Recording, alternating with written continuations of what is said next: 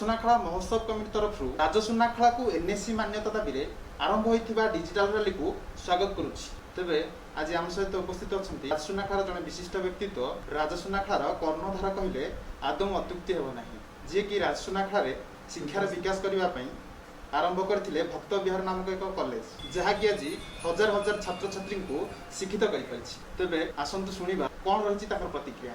सुनाखेलार जहाँ पॉपुलेशन से आमर अच्छी 10,000 अधिक व्यक्तित्व बहुत लोग ये अच्छा।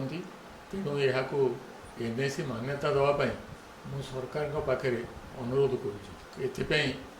जहाँ कि आमको उद्यम करने पड़ो आम मैंने करूँ एवं समस्ते लगी पड़ू। मु चाहूँगी ये एक एनएससी प्रतिष्ठा हो एवं जहाँ को आम मैंने निजे अंगे निभेबू एवं यार सदुपयोग करें।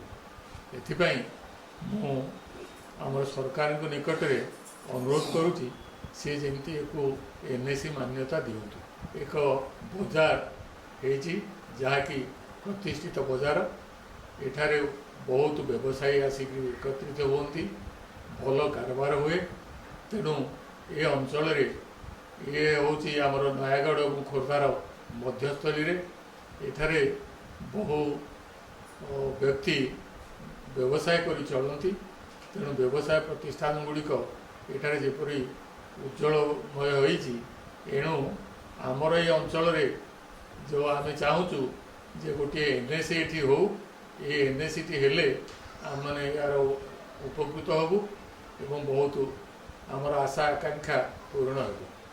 तेणु मुझे सरकार निकट में अनुरोध करुँची सरकार यहाँ मान्यता प्रदान करंतु, एति मोर कामना।